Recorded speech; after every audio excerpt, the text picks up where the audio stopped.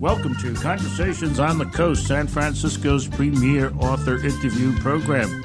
Today we're going to talk to Doug Fine, who has written a book called Farewell, My Subaru, an epic adventure in local living, and is published by Villard Books. Thanks for stopping by. My pleasure. Thanks for having me. You know, I've never had anybody with an NPR title on this show before.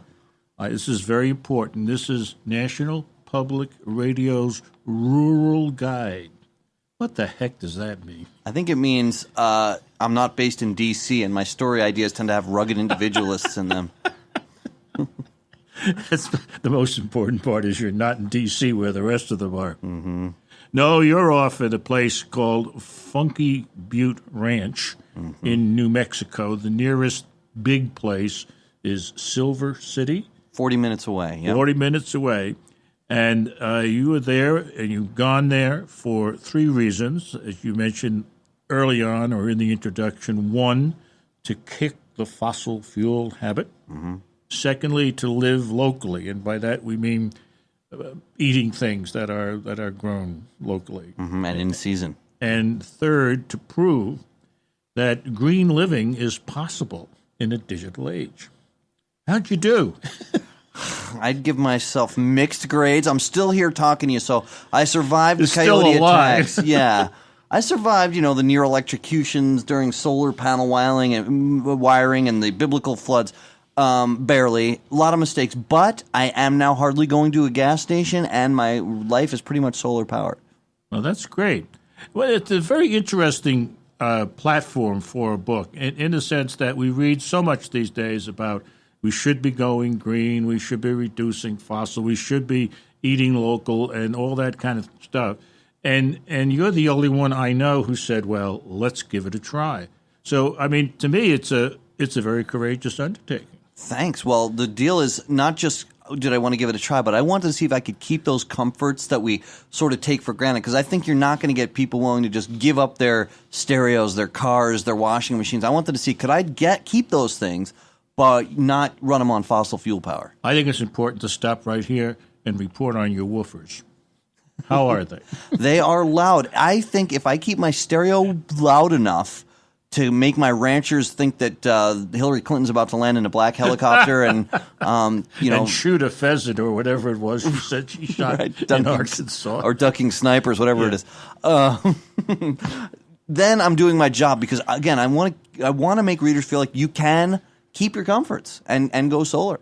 But wasn't there a hope that the woofers would do something to the coyotes? Did that never materialize? You know what? The coyotes continue to outsmart me. Okay. It all starts, aside from the Subaru rolling downhill, I'll skip that. But it really all starts, it seems to me, with two goats, Natalie and Melissa. And when you get these two goats, and start working with them, there's a moment here where you really think you've achieved something. You write, and I liked it.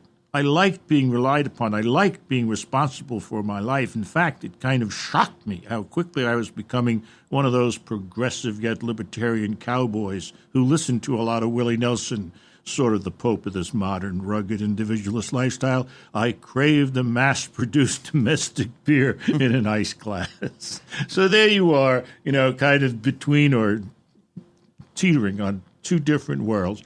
An experience you also have in relation to Walmart.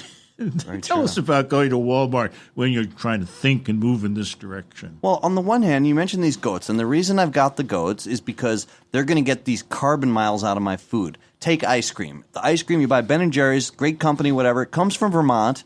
That's a lot of diesel fuel to get that stuff to a supermarket in New Mexico, or for that matter, in California. You're a pain in the neck. You count the miles and the gallons on a lot of this stuff. Exactly. So the goat's milk is going to allow me to make ice cream on site and get those carbon miles out. Sounds as local as can be. But then they break their water bucket, and I got to replace it at the box store in Silver City. Contradiction City. And there's this moment of guilt. But it's a shared guilt, because in Walmart, buying the same kind of stuff you're buying, manufactured where you don't want it to be manufactured, in a way you don't want it done, are a lot of your friends. Right, and carry that beyond box stores to things like oil. many of us hear, ExxonMobil's profits were $18 billion last quarter. Boo, boo, boo. But we're their best customers. So I wanted to see, could I drive, but not on oil? Yeah. Okay. You have to meet a lot of challenge. One is the biggest monsoon in that neighborhood since the 19th century. Yeah. It's incredible. And you're trying to haul alfalfa across the river. I think I would have left. I think and then there are rattlesnakes and coyotes and near electrocution trying to install solar panels. Well, listen, in Farewell My Subaru, Doug Fine does accomplish his goals. I want to promise you that. But he does need help. He needs help from people like Herbie and Kevin. We're going to meet them in a couple of minutes. You're listening to Conversations on the Coast with Jim Foster. Now you can find this program on iTunes, SoundCloud, and all your favorite digital outlets. Follow the show on Twitter at JimFosterCoc and email jimfostercoc@gmail.com. Farewell, My Subaru, an epic adventure in local living. I want to wave when I read that title. The author, Doug Fine, is with us. It's published by Village Books. And A.J. Jacobs, who wrote a book called The Year of Living Biblically, which I guess is related to what you're doing, I don't know, has this to say in part about Farewell, My Subaru. This is Green Acres for the Smart Set, a witty and educational look at sustainable living. Buy it, read it, and here's the word I don't agree with, compost it. I mean, no, come on, we don't have to compost. Do we have to compost books? We can't keep them on the shelf? Listen, two of the biggest parts of our carbon footprint, you say, are one, what makes our cars go, and two, the source of our electric power. And what makes your car go is one of the first things that you attack. You wanted to change that. And so you had to go see a gentleman by the name of Kevin Forrest. Now, Kevin does a lot of things to change cars over and on, and he's also on active duty in the Army. That's the most interesting thing about him. Is it shows that this concept of sustainability isn't just about people wearing Birkenstocks and eating granola anymore. This guy is a two-tour Iraq vet, extremely right-wing, and he believes that the reason we need to get off of oil is because it's more patriotic to get off of oil. To get petroleum out of your life means a stronger America because you're not depending on all these unstable places. That's a great different argument. That's wonderful. Can we have him talk to Rush?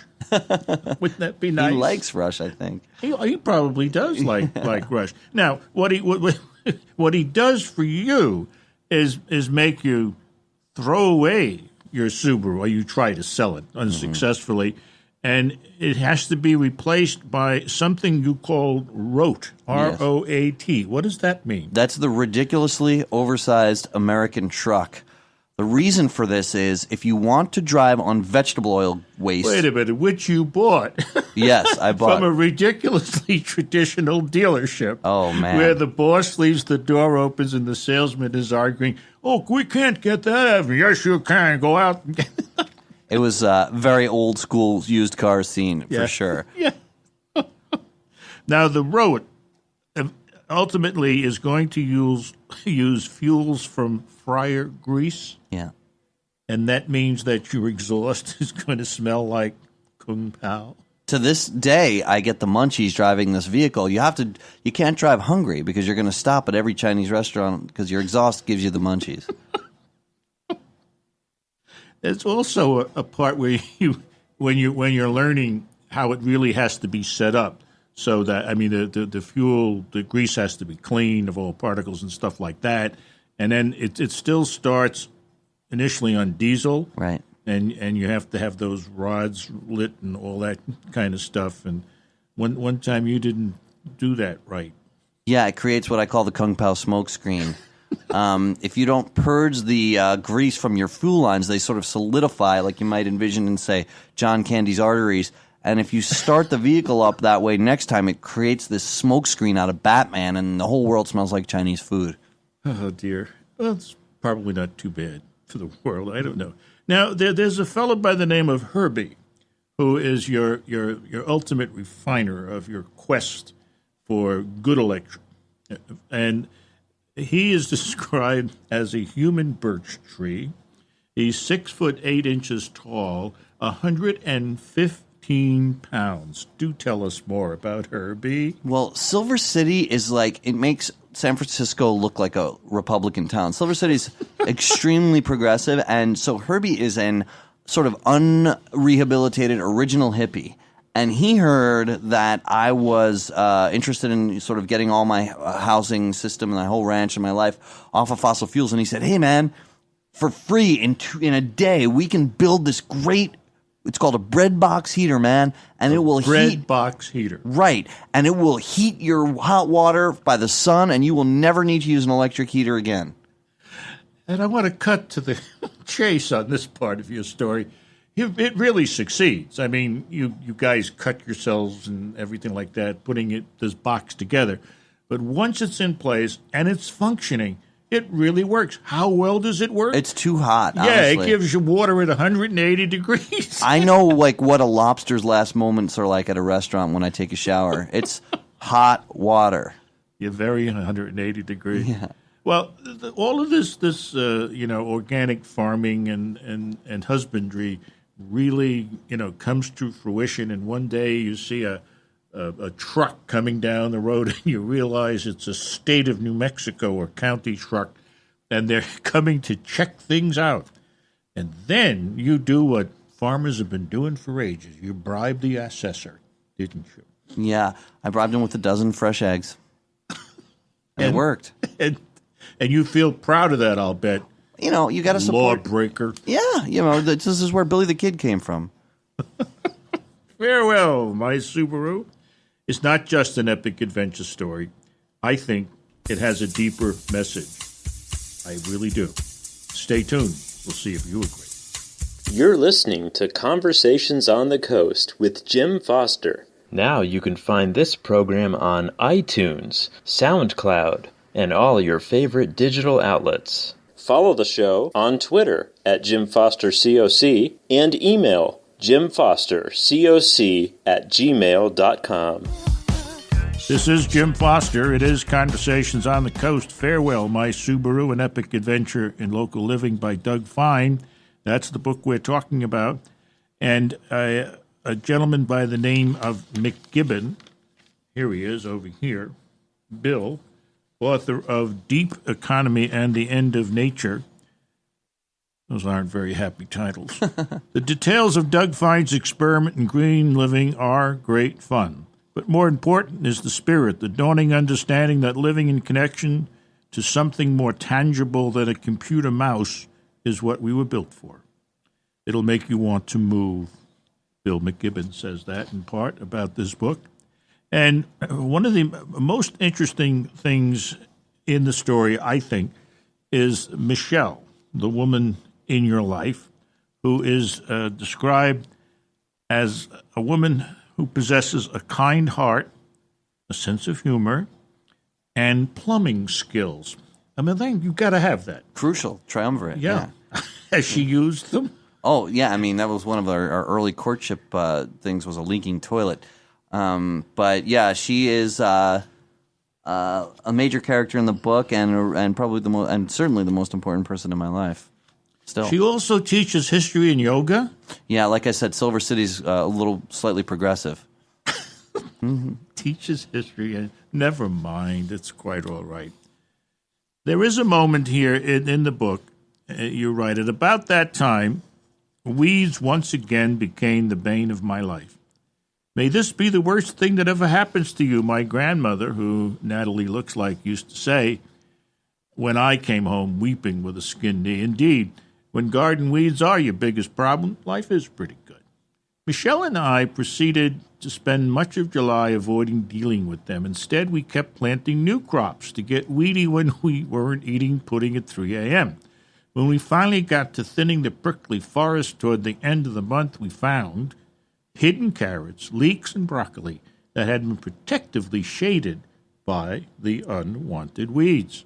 The brutal New Mexico sun, even at monsoon time, had been tempered by our shrewd laziness to allow the fall harvest to grow to cornucopia levels. On top of that, we found out that amaranth leaves are not just edible, but as nutritious as spinach. Our weeds were part of the garden. What a fantastic lesson. What an experience. That must, I think, in a sense, made it all worthwhile. Yeah, for someone from the East Coast who thinks you got to micromanage every second and get done with every task every day, we just got, a little bit behind on the weeding, and it turned out to be the best thing for the garden. It's amazing. That's absolutely amazing. Well, there you are on Long Island with your remote, and that's about it. And now you're in New Mexico with all of these things going on.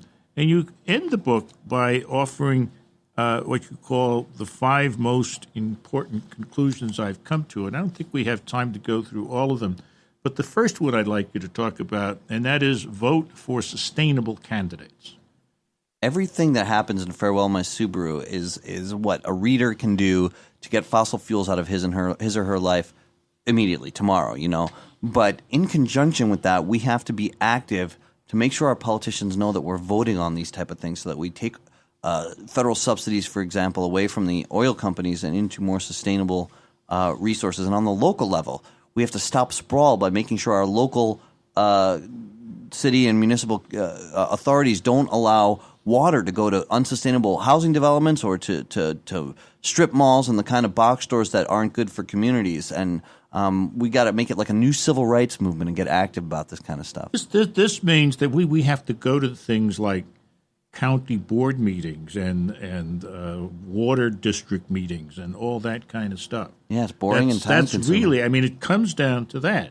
Yep. And not just to reading or thinking or planning in the head.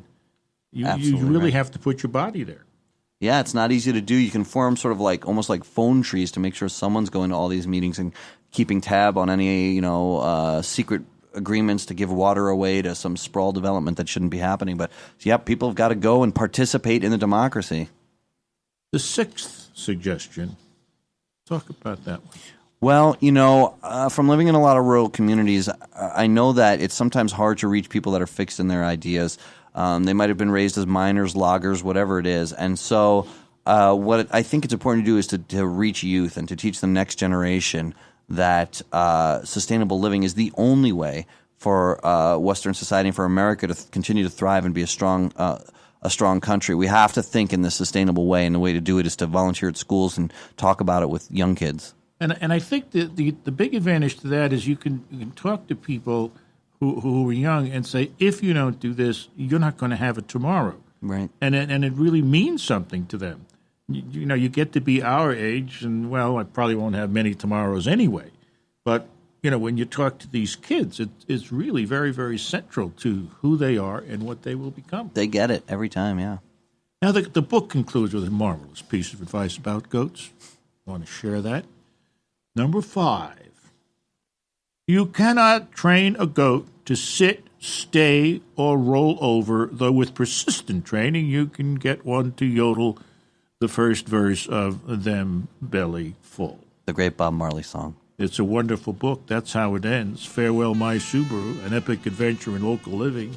Doug Fine is the author. This has been Conversations on the Coast, and I'm Jim Foster.